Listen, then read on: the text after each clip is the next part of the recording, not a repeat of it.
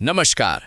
अगर आप share market में निवेश करते हैं, खासकर नए आईपीओ में पैसा लगाते हैं, तो आज की खबर आपके लिए बेहद ज़रूरी है, क्योंकि जिस कंपनी का हाल ही में शानदार ढंग से आईपीओ आया था, उसी पर अब एक बड़ी नेगेटिव रिपोर्ट सामने आई है।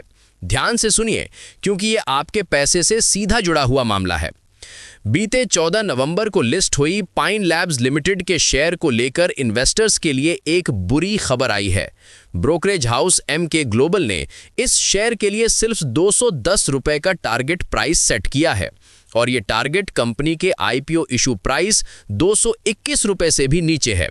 इसका मतलब साफ है, ब्रोकरेज को लगता है कि आने वाले दिनों में शेयर अपने आईपीओ प्राइस से भी नीचे गिर सकता है और इसका बाजार पर तुरंत असर भी दिखा। रिपोर्ट सामने आते ही गुरुवार के ट्रेडिंग सत्र में पाइन लैब्स का शेयर 10% से ज्यादा टूटकर 235 रुपए तक फिसल गया। हाल ही में लिस्टिंग के दिन जिस स्टॉक में दम दिखा था, वहीं अब ये गिरावट और लोअर टारगेट ने आईपीओ इन्वेस्टर्स की टेंशन बढ़ा दी है। एमके ग्लोबल ने पाइन लैब्स पर रिड्यूस की रेटिंग के साथ कवरेज शुरू की है और 210 रुपए का टारगेट दिया है, जो बुधवार के बंद भाव 242 रुपए से करीब 13% नीचे है। वहीं लिस्टिंग के दिन जिस लेवल 283 रुपए तक शेयर गया था, वहां से ये पहले ही 17% गिर चुका है। इसमें और गिरावट की संभावना ने निवेशकों का मूड बिगाड़ दिया है।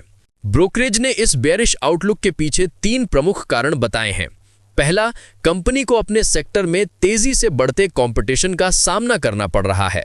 दूसरा, पाइन लैब्स का गिफ्ट कार्ड बिजनेस प्रॉफिटेबल तो है, लेकिन इसमें ग्रोथ काफी स्लो है।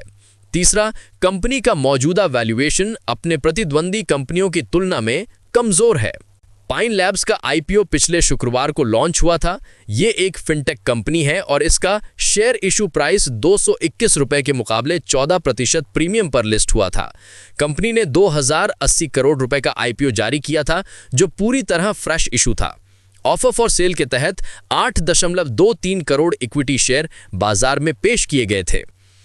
तो फिलहाल तस्वीर साफ है, जिन निवेशकों ने इस आईपीओ में पैसा लगाया है, उनके लिए ये खबर थोड़ी चिंताजनक है। आगे शेयर किस दिशा में जाएगा, ये बाजार की चाल और आने वाली रिपोर्ट्स पर निर्भर करेगा।